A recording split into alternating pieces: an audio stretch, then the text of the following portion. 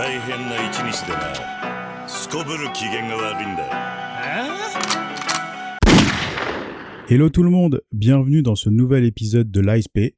Aujourd'hui, c'est un petit peu particulier parce que notre épisode numéro 77 sur Oldboy a déjà été enregistré il y a plus d'une semaine. Sauf que avant de le monter, c'est-à-dire il y a quelques minutes, je me suis rendu compte que j'ai complètement paumé cet épisode. Donc là, aujourd'hui, on est dimanche, il est 19h30 et on doit enregistrer en urgence pour le sortir dans quelques heures. Donc je suis désolé, cet épisode va être un peu plus court que ce qu'on avait prévu de faire. On va pas tout dire, encore une fois, encore moins que d'habitude. On va pas refaire les 1 heure parce que je pense que comme moi, et je suis toujours accompagné de Céline bien sûr. Hein, hello tout le monde, ça va bien? Comme moi, je pense que t'as complètement la flemme de refaire un épisode entier détaillé comme on l'avait bien fait. Oui, puis je pense qu'il y a plein de trucs aussi où c'était détaillé parce que c'était à chaud après le visionnage. Là, il y a des choses où dans ce que j'ai dit, je me souviens pas de tout. Moi, pareil, je me souvenais même forcément plus, des trous, quoi. Je me souvenais même plus de ma scène préférée. Heureusement qu'on en a parlé un peu avant. Donc ça va être un one shot. Désolé, il y aura pas de montage parce que je suis déjà assez blasé comme ça. J'ai perdu l'épisode et donc je suis écœuré de chez écœuré. Et en plus, c'est un film hyper important. C'est le genre de film que nous, à chaque fois, on s'est mis pour défi de faire quelque chose de constructif, d'assez, on va dire, fourni. Et là, sur l'enregistrement que j'avais 1h10, je crois, carrément. Donc, on avait un bel épisode. Et vous l'aurez pas. Je suis désolé. Donc, on va rentrer dans le détail quand même. Ouais. Donc aujourd'hui, on va parler donc de Oldboy, réalisé par Park Chan-wook, sorti en 2003, de type thriller action et d'une durée de 2 heures. Oldboy, je crois que je vais pas m'attarder sur la présentation, tout le monde le connaît. Grand Prix en 2004 à Cannes, on va dire sous la tutelle d'un Tarantino qui a été ébahi par ce film, par sa violence.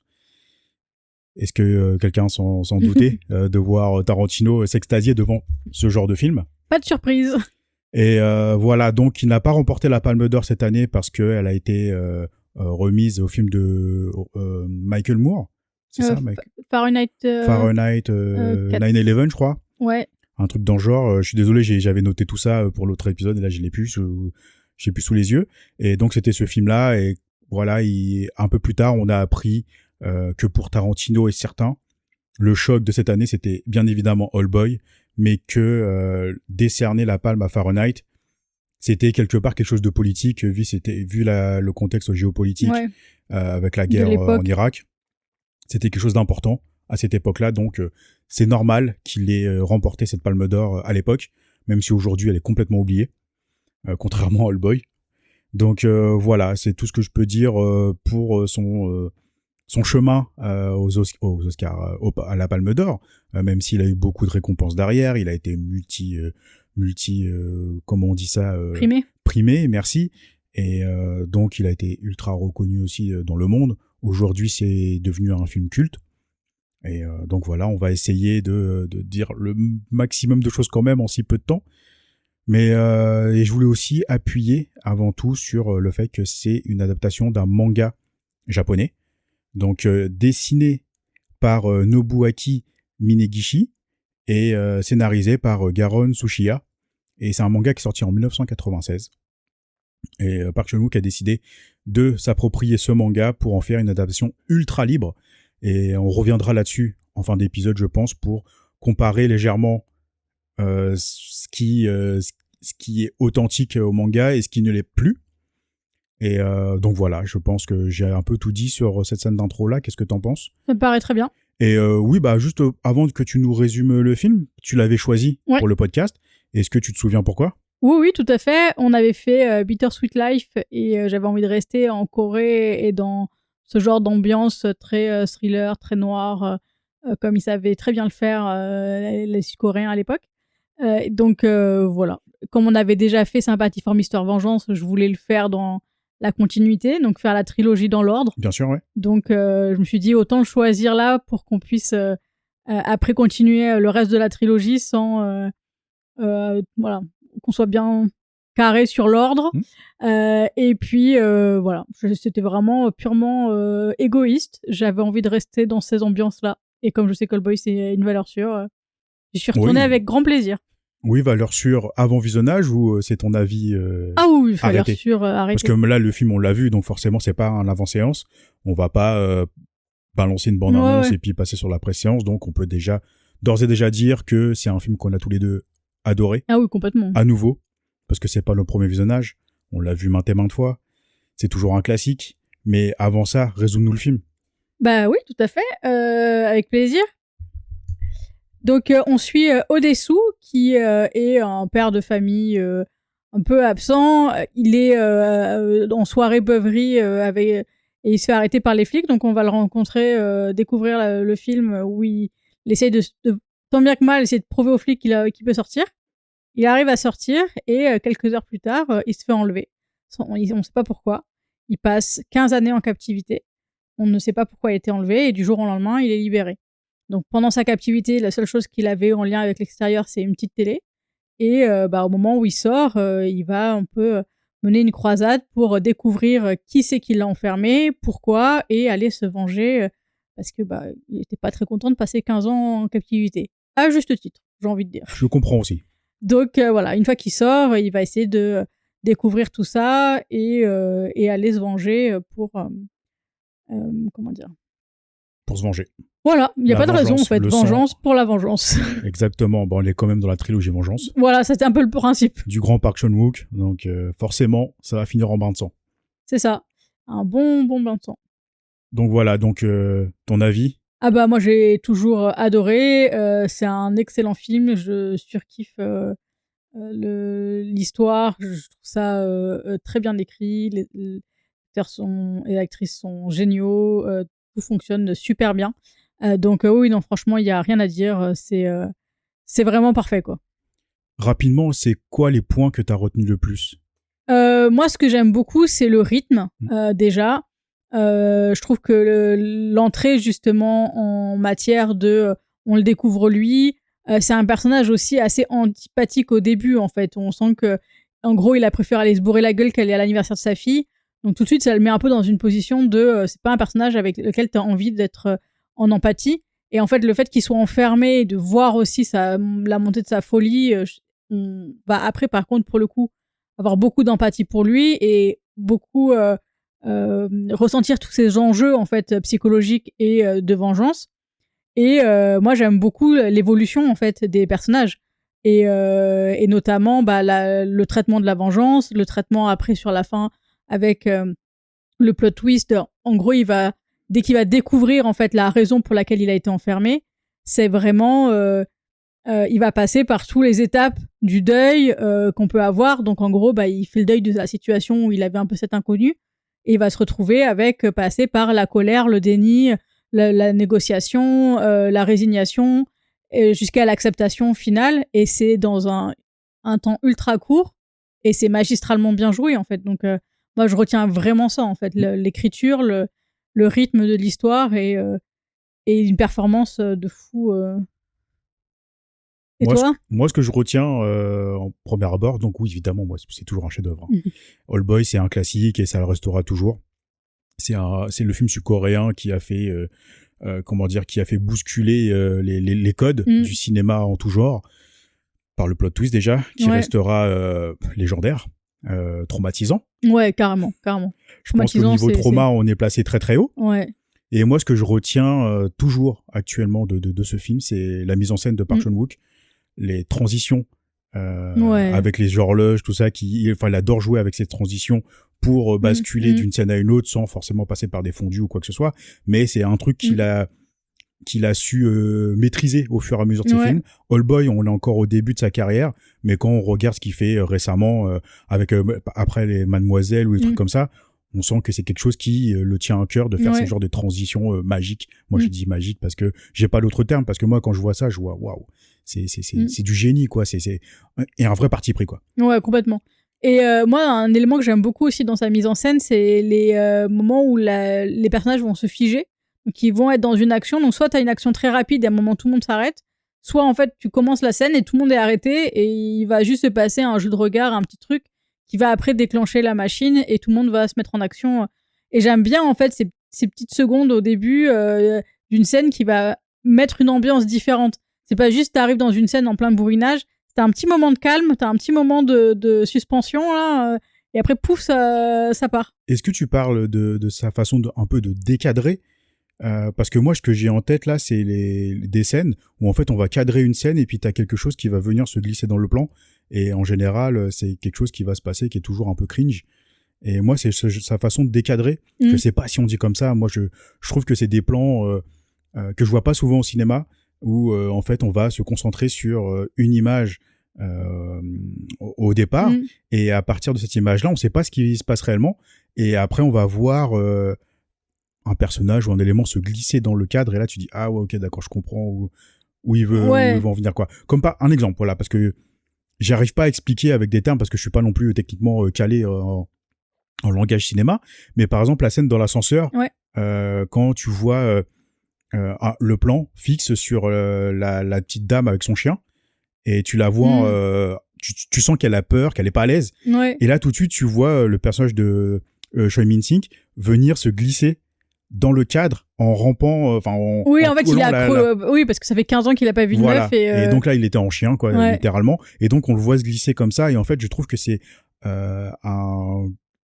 décadrage que moi j'aime beaucoup chez Park Chan-wook et là je trouve que dans Oldboy il l'utilise super bien, ça apporte toujours un espèce de malaise et donc voilà, moi c'est plein de choses comme ça que j'adore. La mise en scène en général, la mise en scène de Park Chan-wook, elle est incroyable, mais pour Oldboy elle est magistrale quoi. Ouais, je suis d'accord, franchement ça il y a rien à dire en fait, tout est non, fait tout est parfait. Et je trouve que justement en fait tous ces petits éléments de mise en scène, ça amène quelque chose d'extrêmement précis et qui supporte très bien l'histoire en fait. C'est-à-dire que tu sens que tout est réellement millimétré on va montrer telle chose à tel endroit, on va donner telle information pour pouvoir après au fur et à mesure avoir une vue d'ensemble. Oui. Et c'est pas du tout une histoire où on sent que en gros juste tu vas d'un point A à un point B, t'as l'impression qu'il y a vraiment un vrai rouage dans le personnage d'Odessu où bah voilà, il va passer par plein d'émotions, plein de problèmes, plein de choses avant de pouvoir arriver à sa révélation finale quoi. Et moi aussi je mettrais en plus une pièce sur justement tout ce qui est colorimétrie, la musique. Ouais, tout est génial. C'est la façon de diriger les acteurs. Choi Min-sik, on le présente pas non plus, on sait que c'est un génie de l'acting, mais juste la scène finale. Désolé, enfin on va peut-être spoiler un peu, donc si vous voulez arrêter, allez-y. De toute façon, vous raterez pas grand-chose, je pense, parce que on va pas s'arrêter dans si longtemps que ça. Mais déjà, pour comparer aussi avec le manga, je serais obligé de spoiler. Oui, parce que une des grosses libertés, c'est la fin. C'est la fin, voilà. Et donc, moi, ce que j'adore, c'est la scène finale de Choi Min-sik, où en fait, il va passer d'un état où en fait, il pense qu'il a gagné le combat. Il pense qu'il va remporter cette vengeance. Et au moment du dénouement, ou au moment où il comprend ce qui est réellement arrivé, donc c'est-à-dire cet inceste qu'il a eu avec sa fille, qui n'était pas voulu, bien sûr. Donc pour ceux qui n'ont pas vu le film et qui sont toujours là, dommage pour vous, maintenant vous savez. Et au moment où il apprend ça, et au moment où le méchant, entre guillemets, veut révéler la même révélation à sa fille, et là il passe par tous les états, comme tu l'as dit, le déni, la peur, il s'humilie tout seul. L'acceptation à la fin, c'est finalement je me coupe la langue parce que moi je suis prêt à garder le silence, mais s'il te plaît dis rien quoi. Le jeu de Choi Min-sik en 30 secondes, il passe par tous les états, est complètement incroyable. On en avait parlé dans le précédent épisode, je me souviens. On s'est dit, est-ce que cet effet waouh, on l'aura toujours au bout de plusieurs visionnages? Alors je peux d'ores et déjà dire que sur le plot twist, non, parce qu'on le connaît. Mais par contre, sur le jeu, sur comment le plot twist il est amené et cette scène là, comment elle est réalisée, en fait l'effet waouh elle est toujours là parce qu'en fait on se prend toujours cette réalisation et ce jeu d'acteur en pleine gueule. Et même en le sachant, c'est-à-dire que dès le début on sait effectivement ce qui va se passer, pourquoi et tout, on arrive toujours à être choqué de la sanction qui a été mise de cet enfermement, ce kidnapping, cet enfermement pendant 15 ans. Tout ce manque d'informations, c'est de la torture psychologique, hein, clairement. Donc, il y a vraiment tout ça qui va rentrer et à chaque fois, on a ce choc supplémentaire. C'est-à-dire qu'on a beau le savoir, moi, je trouve que ça enlève en rien l'impact de ce qui se passe en fait dans le film, quoi. Je suis d'accord avec toi, mais je trouve que c'est pas le même effet, mais c'est un effet différent. Oui. Je m'explique. Par exemple, on a dit tout à l'heure que quand Odessou, il arrive dans l'ascenseur avec le méchant, nous, en tant que spectateurs, pour la première fois, on sait que ça y est, c'est le boss final, c'est le combat final, quoi. Et on se dit, c'est bon, il a gagné. Donc nous, on est avec lui et on attend de voir justement comment il va réaliser sa vengeance. Et ensuite, quand arrive la révélation, bah nous, c'est mâchoire décrochée. On se dit, ah, ok, waouh, je suis sur le cul, quoi. J'ai jamais vu ça. Quand tu connais le final et que tu remates le film par la suite, l'effet il est différent. Quand Odessou, justement, il se retrouve encore dans cet ascenseur-là et qu'il est persuadé qu'il va gagner. Oui, qu'il est vraiment dans le contrôle de la situation alors que pas du tout. Toi, tu te mets sur un, je sais pas, tu te mets en mode défensif. Ouais. Genre, je connais la révélation, mais je veux pas la connaître. Le mode défensif, c'est exactement ça. C'est vraiment, t'es là, genre limite, tu commences encore à t'agripper à ton siège parce que tu te dis, mais je sais ce qui va lui arriver, je sais ce qui va lui arriver. Parce que t'es témoin, en fait, là, tu passes au début, t'es avec Odessou. T'es avec sa vengeance. Tu dis, je vais aller au bout avec lui et je veux voir sa vengeance. Mais à la fin, t'es ni avec le méchant ni avec le gentil, mais t'es juste témoin de ce qui se passe et tu es au courant de ce qui se passe. Et donc toi, t'as un peu cet effet de lâcheté où tu dis, moi je reste en retrait, j'ai rien à voir avec ça, ou limite, tu te bouches les oreilles, je veux pas réentendre ça m'a choqué une fois, je veux pas l'avoir une deuxième fois. Et c'est pas le même effet waouh comme on l'a dit tout à l'heure, mais il y a cet effet qui fonctionne toujours parce que le point de vue il change. Oui, et puis comme tu dis, hein, c'est tellement bien joué que et des deux côtés, hein, de Choi Min-sik, mais aussi de son partenaire, le méchant, l'antagoniste, il joue super bien, quoi. Oui, carrément. C'est vraiment les deux ensemble qui font que t'as un truc mais extrêmement difficile à regarder et en même temps t'es captivé parce que c'est super bien joué, quoi. Je veux dire. Ouais, non, c'est incroyable. Et on s'est attardé un peu sur tout ça, mais on n'a pas parlé aussi du personnage féminin, justement, qui est la fille de Odessou pendant tout le film que nous, en tant que spectateurs, on n'est pas censé être au courant. Et donc, cette enquête qui mène ensemble, au début, tu te dis, mais qu'est-ce qui se passe? Qu'est-ce qu'elle fait là? Est-ce que c'est un réel amour? Est-ce que... voilà, quoi. Pourquoi elle est là, quoi? Et quand tu apprends que finalement, ils ont tous été manipulés par la même personne, donc tu te dis, ouais, la vengeance, elle est quand même assez costaud, quoi.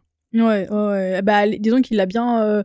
potasser son truc avant de la mettre en place. Ouais, quoi. Et puis on a eu un débat aussi, je m'en souviens, on avait dit que est-ce que c'était mérité pour Odessou, quoi? Bah non, le truc c'est que en fait, Odessou, il est à l'origine d'une rumeur. Donc en gros, il a été témoin de l'inceste de l'antagoniste avec sa propre sœur. Et il en a parlé à un de ses amis qui lui a en parlé à plein d'autres personnes. Donc Odessou est l'origine de la rumeur, même si mais son objectif n'était pas de nuire. Non, mais effectivement, il n'a pas gardé le secret, quoi. Non, il n'a pas gardé le secret, mais parce que tu vois, c'est entre amis, tu vois, tu racontes beaucoup de choses. Oui, mais c'est. On a tous entre guillemets langue de pute, tu vois. Et donc là, il en a parlé avec son pote, et là, tu sens tout de suite qu'il y a quelque chose qui va pas. Et la première chose qu'il dit à son pote, c'est t'en parles à personne. Ouais. Bon, ça c'est le truc, tu sais très bien que si bien tu sûr. dis ça, c'est que c'est mort, quoi. Donc, mais tu sais qu'au fond de lui, il s'est dit, ouais, j'aurais peut-être pas dû en parler, mais bon. Oui. Mais lui, après, cette histoire qui a été complètement oubliée des décennies après, parce que tu vois comment elle a réceptionné son ami, c'était genre, c'était limite, je m'en bats les couilles de ton histoire, quoi. Vas-y, allez, bye, je m'en vais, je rentre chez moi, quoi. Ouais. Et donc, je pense que en lui, il s'est dit, il m'a peut-être pas forcément entendu, peut-être que ça va s'écouler, puis bah lui, c'est pas forcément un truc qui l'a marqué non plus que ça. Donc il a complètement oublié cette histoire-là jusqu'à la révélation finale. Oui, et puis donc en fait, Odessou, au moment où il a révélé le secret, lui, il partait pour Séoul. Ouais. En gros, il est en plus parti du village et donc il a plus su ce qui s'est passé par la suite. Il sait pas que la sœur s'est suicidée. Tout ça, donc... Et en gros, il y a eu plein de rumeurs autour de la sœur jusqu'au point où elle s'est suicidée. Et forcément, le frère, lui, en veut à Odessou et va créer cette vengeance-là. Donc oui, la vengeance est tellement horrible que je pense que il y en a pas beaucoup sur Terre qui la mériteraient. Donc voilà, donc arrêtez vos langues de pute, c'est un conseil. Voilà, c'est ça. Si vous voulez pas finir enfermé pendant 15 piges avec le commérage, laissez ça voilà. sous le tapis, parce que ça amène le mauvais œil. Voilà. Et ouais, moi je trouve que ce qui était un point que j'ai beaucoup aimé dans le film justement, c'est il comprenait pas pourquoi il avait oublié Odessou. Justement cette fille-là, et en fait l'antagoniste il lui dit mais c'est juste qu'on n'était pas sur ton radar en fait. Ouais. C'est-à-dire que t'étais tellement aussi omnibulé par lui-même dans le sens pas hyper narcissique, mais juste il fait sa propre vie et il est pas allé chercher plus loin quoi. Il s'est barré, il a oublié. Et c'est un truc de jeunesse qui s'est effacé de sa mémoire, quoi. Alors que forcément, pour l'antagoniste, ça a été le départ d'une réaction en chaîne de fou et du plus grand drame de sa vie, quoi. Donc moi, j'ai une question maintenant. Ouais. On parle de trilogie de vengeance. C'est quoi la vengeance, on va dire, centrale du film ? Est-ce que c'est Odessou qui veut se venger d'avoir été séquestré pendant 15 ans ou est-ce que c'est la vengeance de l'antagoniste sur Odessou ? Pour moi, c'est la vengeance de l'antagoniste sur Odessou. Ouais, pareil. Parce que c'est vraiment... déjà, c'est le démarrage du film. C'est-à-dire que c'est ça qui comprend tout le film et c'est la vengeance première, en fait. Ouais, mais sauf que tu l'apprends ça au plot twist à la fin. Oui. Finalement, le but de la vengeance, c'était ça réellement. Et pendant tout le film, dans le synopsis, tout ce qu'on connaît autour d'Oldboy, c'est il est séquestré pendant 15 ans, il va sortir, il veut se venger. Ouais, complètement. Mais oui, pour moi, on va dire avec l'histoire complète, c'est plutôt celle de l'antagoniste. Bien sûr. Et c'est un contre-pied que j'aime beaucoup aussi. Ouais, complètement. En plus du plot twist qui est choquant. Ouais, mais ça, c'est un truc de fou. Voilà, je sais pas si t'as autre chose à rajouter sur le film. Je pense qu'un des points que j'aimerais juste soulever, c'est la timeline, en fait, qui est intéressante, et notamment le moment où il est enfermé.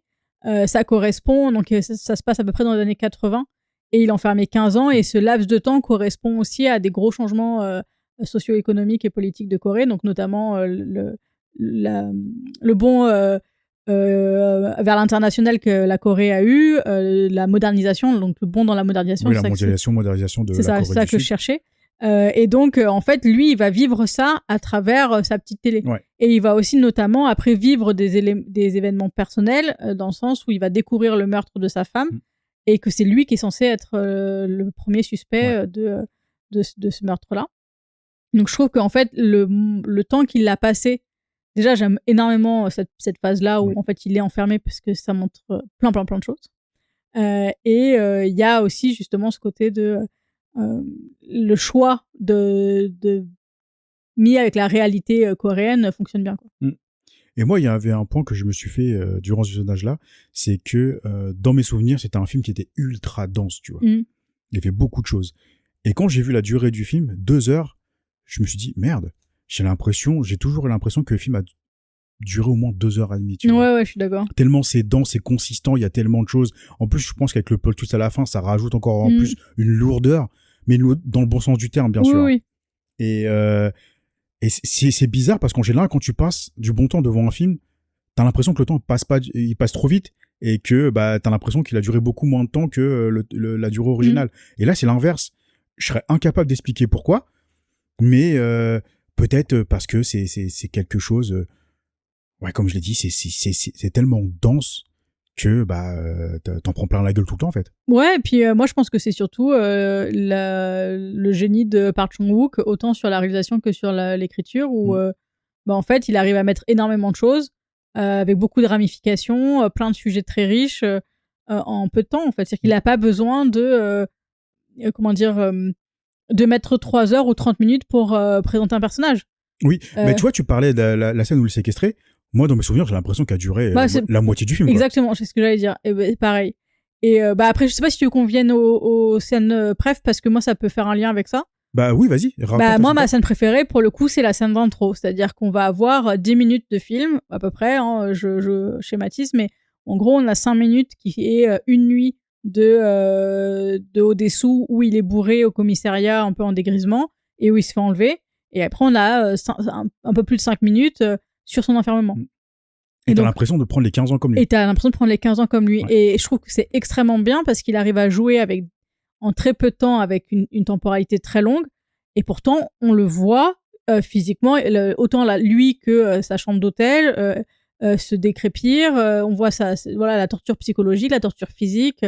On voit comment par tous les stades par lesquels il passe. Les tentatives d'évasion, il y a tout plein de trucs qui se mettent en en branle en 5 minutes. Et c'est hyper efficace. C'est-à-dire qu'en 10 minutes, tu as toutes les informations qu'il te faut pour démarrer l'histoire à Odessou sort et veut se venger.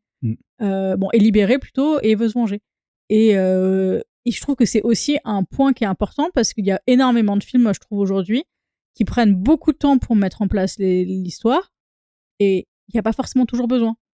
Et surtout que des fois, tu perds un peu le pied sur certaines scènes d'intro où tu vas voir, on va te présenter un personnage, on va te présenter une scène, mais on veut tellement étirer pour te montrer un maximum de choses que moi, là, il y a beaucoup de films, j'en ai pas en tête là, mais il y a beaucoup de films où je sors rapidement dans ces scènes d'intro là parce que je trouve que c'est beaucoup trop long.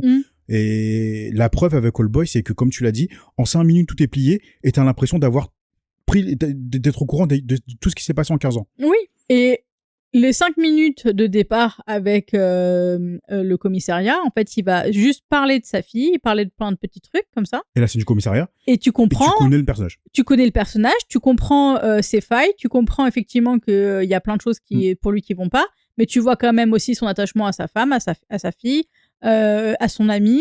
Il y a plein de trucs en fait qui fonctionnent.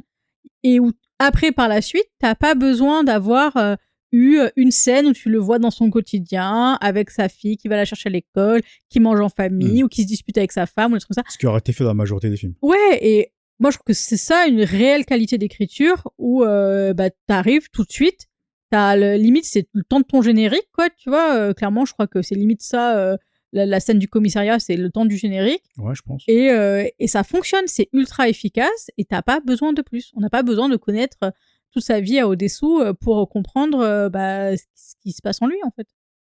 Effectivement, on n'a pas besoin de plus. Mais est-ce qu'on a eu besoin de la version de Spike Lee ? Non.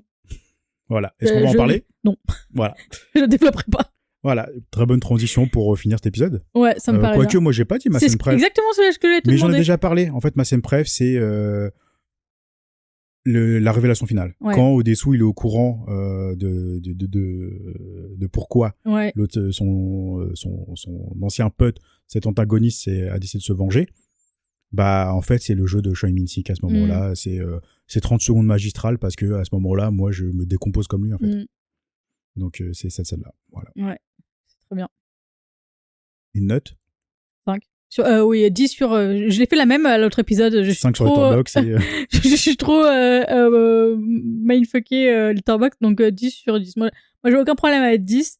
Même là, après, avec le recul, j'enlèverai pas de points. J'ai rien à retirer, rien à changer. Et comme on a dit, on a beau faire plein de visionnages, je suis toujours autant bluffé par le film. Donc voilà, max. Moi, ça sera 4,5 sur Letterboxd et donc 9. Sur 9 sur 10 parce que même si je considère que ça reste un chef-d'œuvre, c'est un excellent film, c'est pas mon préféré de Park Chan-wook et c'est pas mon préféré non seulement sur La Vengeance parce qu'on l'a eu juste avant et c'est pas non plus mon préféré dans le cinéma sud-coréen. Donc c'est uniquement pour ça. Mais je comprends, mais tu vois, je me suis fait la réflexion un peu pendant l'épisode là, justement par rapport à Sympathie pour Mr. Vengeance où je le mettrais. Et en fait, je peux pas les mettre l'un en phase. Pour moi, c'est 2 trucs différents. Je les aime tous les deux énormément pour 2 choses différentes. Et donc, en gros, je vais pas arriver à dire celui-là il est mieux que l'autre, en fait. Je comprends. Je surkiffe les deux. J'ai très très hâte de revoir Lady Vengeance parce que pour le coup, ça fait très longtemps que je l'ai pas vu celui-là.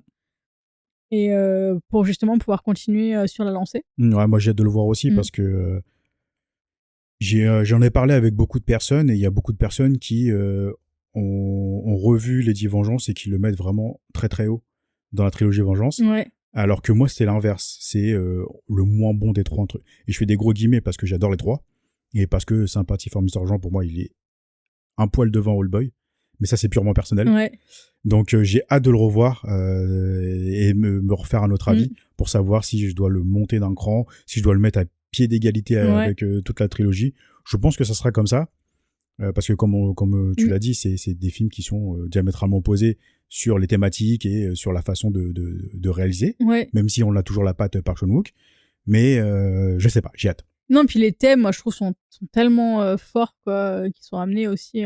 Mais moi justement, ce que j'adorais dans sa trilogie Vengeance, c'était de faire 3 films avec des thèmes différents, mais tout aussi maîtrisés. Oui, et puis avec des points de départ et des raisons de vengeance qui sont logiques, en fait, légitimes. C'est-à-dire Bien que quand sûr. tu vois, tu fais, mais oui, mais allez vous venger, quoi. Mais bien Je veux sûr, dire, mais vas-y. on mais y moi, va avec toi, on prend la pareil. fourche et on y va, quoi, Exactement. tu vois. Et c'est pour ça que je disais que quand tu regardes Oldboy pour la première fois, t'es avec Odessou parce que tu dis, c'est injuste qu'il soit fait séquestrer pendant 15 ans. Et après, ben, Ouais. On l'a vu ensemble, Lady Vengeance, ou pas? J'ai un doute. Oui. Oui. Oui. Ouais, mais c'était il y a longtemps, effectivement. Oui, parce que moi, Oldboy, c'est le premier que j'ai vu de la trilogie Vengeance. Et un peu plus tard, on l'avait acheté, la trilogie complète. Ouais. Et on a vu Sympathie et Lady Vengeance ensemble. Ouais, parce que moi, j'ai vu Lady Vengeance en premier Ouais. et j'ai souvenir, en plus, c'était genre sur une toute petite télé ou un tout petit écran d'ordi, donc c'était pas non plus le super visionnage. Et je crois qu'en plus, c'était genre coréen sous-titre anglais, quoi, tu vois. Ouais, donc, ouais. je me souviens que quand on l'avait revu, j'ai fait ah oui, effectivement, meilleure claque quand même. Moi, je l'ai Mais- vu qu'une fois, Lady Vengeance. Oui, moi aussi, en gros 2, mais le premier, je le compte Le à moitié. revisage ensemble. quoi. Ensemble, ouais. Après, je l'ai pas revu. On l'a pas revu depuis. Ouais. Alors que Sympathie, on l'a vu plusieurs fois. Ouais. Oldboy, pareil. Ouais, d'ailleurs, pourquoi on l'a pas fait plus souvent? Je ne sais pas. Je ne sais pas, parce que peut-être, inconsciemment, on avait décidé que c'était les deux claques de la trilogie. Peut-être. Peut-être, je sais pas, mais à revoir. Il faut. Il faut le voir. De toute façon, maintenant qu'on a fait Oldboy, je pense que Oh, bah, il va on va tomber, pas traîner. Hein. Non, Je pense qu'on va pas traîner pour le refaire. Comme ça, on aura bouclé la trilogie et on aura un vrai élément de comparaison entre les trois. Et puis, on pourra peut-être regrouper un peu Ouais, et faire carrément. une conclusion sur cette trilogie. Ça me paraît bien. Parfait. Bon, bah voilà, je pense qu'on a terminé avec le film. Oui. Je suis désolé si on a oublié beaucoup de choses, encore une fois. C'est normal. Et c'est enregistré à l'arrache, à la hâte, parce que j'avais tout préparé. La story était... Le réel est prévu pour sortir là. Je me suis retrouvé dans les moments au pied du mur avec ce fichier que j'ai malencontreusement effacé. Écrasé même. C'est même pas grave. effacé, c'est écrasé. Ça arrive. Justement pour enregistrer mon réel. Ce que je fais jamais, parce que je nomme toujours mes fichiers avec les épisodes. Et là, comme je me rappelais plus c'était quel épisode, bah j'ai juste mis Oldboy. Et puis bah quand j'ai fait mon réel Oldboy, j'ai mis Oldboy. Et j'ai pas vu le message du agent, j'ai fait hop hop hop hop, tu vois, quand tu cliques, quand t'es sûr de toi. Okay. Là. Ouais, bah j'ai fait ça et puis ça a écrasé le fichier, donc plus de fichier. Ça arrive, c'est pas grave. Voilou. Donc on parle du manga maintenant ? On parle du manga. Donc maintenant qu'on a spoilé, on va pouvoir entrer sur les différences du manga. Je vais aller très rapidement parce que j'avais pas mal exposé autour du manga. Mais on va dire les points de différence marquantes entre le manga et le film, c'est déjà le temps de séquestration. Dans le manga, il est séquestré 10 ans au lieu de 15. Je l'avais dit c'était pour quelle raison ils avaient choisi 15. Alors oui, non, c'était une supposition. Moi, je pense que les 15 ans, en fait, c'était surtout pour amener, on va dire, auprès de la jeune fille, qu'elle soit beaucoup plus vieille. Ouais. Parce que si tu mets que 10 ans par rapport à l'âge qu'elle a... Parce que je crois qu'elle avait genre 3 ans, un truc comme ça. Voilà, donc si tu mets 10 ans, ça fonctionne pas. C'est pas assez, quoi. Donc 15 ans, ça justifie un peu plus, ouais, peut-être un petit peu plus que peut-être 5-6 ans, un truc comme ça. Je sais plus, mais en tout cas, c'était pour moi, c'est justifier ça. Et pourquoi justifier ça ? Parce que dans le manga, la fille n'existe pas. Donc, il n'y a pas d'histoire d'inceste. Donc ça, c'est encore un point différent par rapport au film. C'est que le plot twist ne se joue pas sur cette histoire d'inceste. Le plot twist se joue sur une moquerie qui s'est passée en cours de musique ou de chant, ou entre les deux, quoi. Et donc, en fait, Odessou, qui n'est pas Odessou dans le manga parce que ça reste un manga japonais, donc je n'ai plus les noms en tête. Et on va dire que le personnage d'Odessou, en fait, s'est moqué de l'antagoniste parce qu'il a chanté faux ou il a mal joué la musique, je ne m'en souviens plus. Et donc il s'est senti humilié et donc cette humiliation l'a suivi toutes ces années. Puis après, elle a décidé de se venger en le séquestrant pendant 10 ans. Donc on va dire qu'il y a 2 poids 2 mesures entre les deux. Oui, tout à fait. Park Chan-wook, pourquoi elle a décidé de choisir l'inceste plutôt que l'humiliation ? Il va falloir consulter mon pépère. Donc je sais pas. Bah, mais... en même temps, c'est quand même un sujet fort de vengeance. Hein, je veux dire, bien sûr, et c'est pour ça que c'est encore plus marquant. Ouais, parce que quand j'ai lu le manga, je l'ai lu après avoir vu le film. Et donc je me suis rendu compte que c'est pas la même claque. Quand j'ai fini le manga, j'ai dit c'est tout. J'ai souvenir que c'est exactement ce que tu m'avais dit. Je fais ouais, c'est bien, mais la fin. Si je dis ok, c'est ok. Dans Captain Tsubasa, il y a des vengeances qui étaient beaucoup plus marquées que ça quand même. Donc, enfin bref, ça je me perds. Mais bon, il y a un autre point qui est, on va dire, différent du film, c'est que le manga s'oriente plus sur une enquête un peu plus, on va dire, un peu à la détective vibe. Ouais. En fait, le héros, en fait, il va vraiment mener une enquête avec... Il y a toujours un personnage féminin, mais qui n'est pas sa fille. Ouais. Mais c'est un personnage féminin avec qui ils vont devenir amants. Et donc, ils vont mener l'enquête sur ce qui se passe. Okay. Donc, on a plus l'aspect détective, enquête, sous les cailloux, là, tu vois. Et on a beaucoup moins cet aspect polar noir. Ouais. Et donc, voilà, c'est une différence. Surtout qu'en plus, entre un manga et un film, tu peux pas... t'as pas la même vibe, vu que t'as des images qui bougent. C'est clair, et puis même, je pense que Park Chan-wook, il a quand même une vibe bien à lui, donc même s'il aurait repris une adaptation, il aurait fait une adaptation plus fidèle, on aurait quand même été sur quelque chose d'assez personnel, quoi. Bien sûr, puis au niveau du dessin, tu sens que c'est pas noir, tu vois, c'est pas du dessin noir, comme on avait parlé la semaine dernière avec Kakizaki, tu vois, qui a un dessin très sombre, très noir, très marqué, qui aime bien appuyer sur les traits, sur les expressions faciales. Là, c'est beaucoup moins le cas. Tu sens vraiment, c'est le petit polar que tu lis, le petit thriller, voilà. Ouais. Plus un thriller qu'un polar. Et voilà, donc toutes les différences que je peux vous donner là tout de suite. J'en ai peut-être encore une fois oublié, mais j'ai plus mes notes, j'avais tout noté et là, je les ai pas sous le nez, donc tant pis pour moi et dommage pour vous. Mais je pense que j'ai rien oublié. Non, mais je pense que c'est bien. Ça suffit, effectivement, à voir les libertés qu'il a pu prendre et elles sont compréhensibles. Donc voilà, est-ce qu'on conseille quand même d'aller voir All Boy ? Oh là là, dis donc, avec tout ce qu'on a dit. La note qu'on a dit, la note, je suis pas franchement, sûr. je pense pas.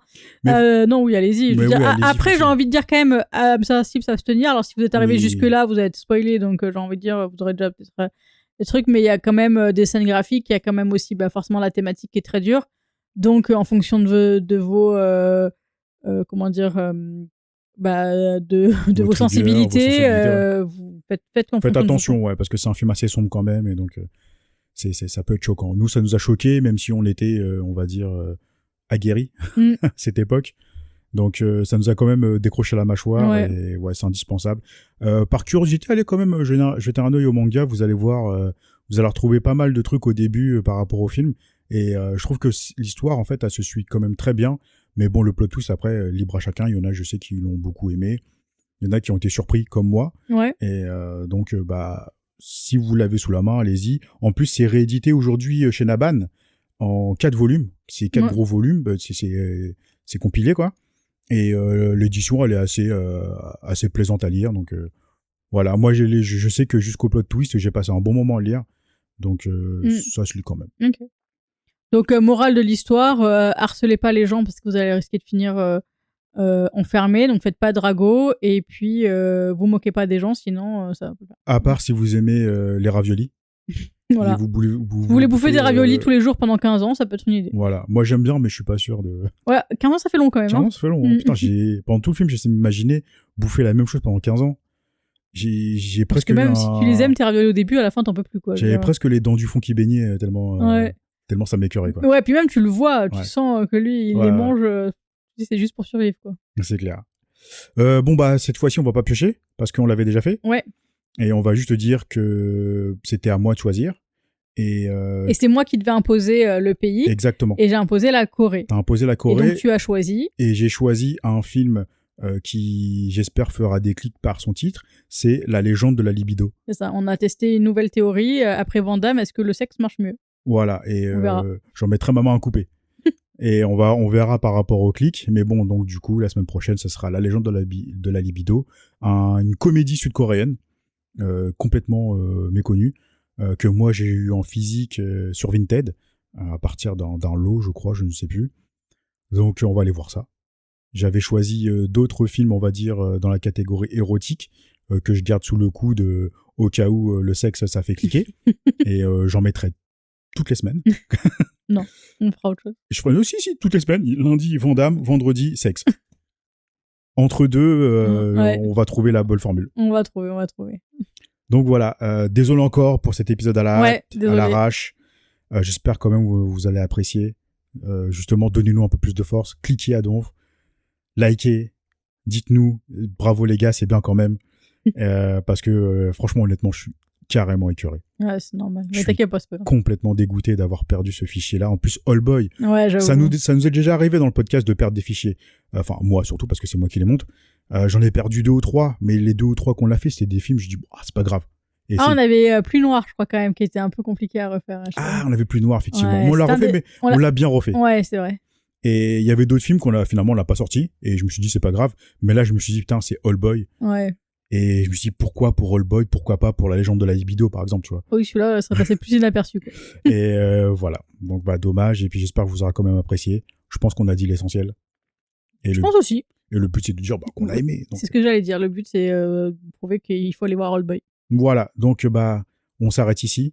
On vous donne rendez-vous la semaine prochaine pour plusieurs épisodes, dont une rediff, une détente et La Légende de la libido vendredi prochain, qui va faire cliquer parce que c'est du sexe. À bientôt tout le monde. Ciao. Bye.